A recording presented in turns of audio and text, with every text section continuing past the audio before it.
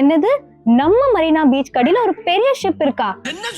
அட ஆமாங்க, நம்ம மரீனா பீச் தான் வேர்ல்ட்ல செகண்ட் லார்ஜஸ்ட் பீச்னு நமக்கு எல்லாருக்குமே தெரியும். ஆனா இதே பீச் கடியில ஒரு பெரிய ஷிப் புதைஞ்சிருக்குன்னு சொன்னா ஆச்சரியமாவே இருக்குல்ல? ஆனா இது புதுசா இருக்குனே.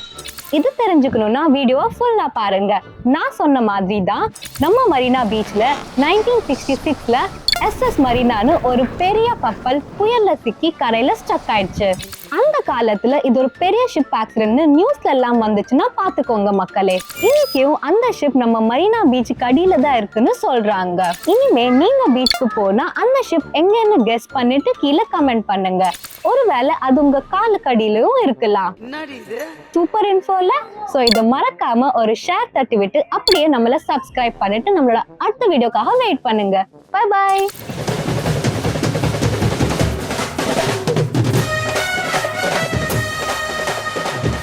புதுசா இருக்குனே. புதுசா இருக்கு.